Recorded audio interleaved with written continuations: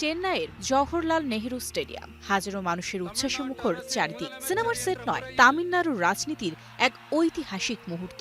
অভিনেতা থেকে জননেতা হওয়া থালাপতি বিজয় নিচ্ছেন মুখ্যমন্ত্রীর শপথ। তবে রাজনৈতিক সেই মঞ্চের আলো কাড়লেন আরেকজন, দক্ষিণী গ্ল্যামার কুইন তৃষা কৃষ্ণান। অনুষ্ঠানে বিজয়ের পরিবারের সঙ্গে তৃষার সহজ উপস্থিতি ছিল চোখে পড়ার মতো। বিশেষ করে বিজয়ের মাকে জড়িয়ে ধরা মুহূর্তটি ঘিরে তৈরি হয় নতুন আলোচনা। শপথ শেষে তৃষার রহস্যময় পোস্ট যেন সেই জল্পনায় আরও ঘি ঢালে। ক্যাপশনে লেখেন, লাভ ইজ অলওয়েজ লাউডার। আর সেখানেই প্রশ্ন, রাজনৈতিক জীবনের নতুন অধ্যায়ের সঙ্গে কি ব্যক্তিগত জীবনেও আসছে বড় পরিবর্তন? কারণ পুরো আয়োজন জুড়ে কোথাও দেখা মেলেনি স্ত্রী সঙ্গীতা কিংবা দুই সন্তানের।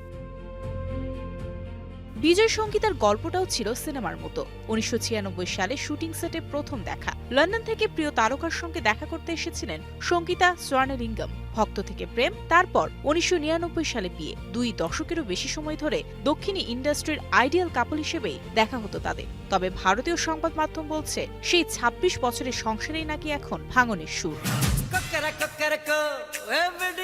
অন্যদিকে বিজয় তৃষা জুটির রসায়নও নতুন নয়। 2004 সালের গিল্লি থেকে 2023-এর লিও, পর্দায় তাদের জুটি বরাবরই দর্শকপ্রিয়। তবে গত 1 বছর ধরে ব্যক্তিগত সম্পর্ক নিয়েও বাড়ছে গুঞ্জন। ব্যক্তিগত পার্টি, বিদেশ সফর, সব মিলিয়ে চর্চা এখন তুঙ্গে। যদিও বিজয়ের সঙ্গে নাম জড়ানোর আগেই এই অভিনেত্রী রানা দাগুপতির সঙ্গে সম্পর্কের গুঞ্জনে ছিলেন। এমনকি ব্যবসায়ী বারুন মানিয়াককে আংটি পরিয়েও শেষ মুহূর্তে ভেঙে যায় তার বাগদান।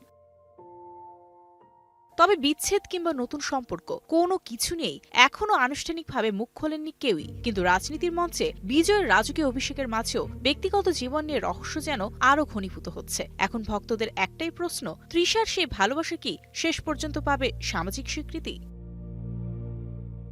Mario Sen, star entertainment.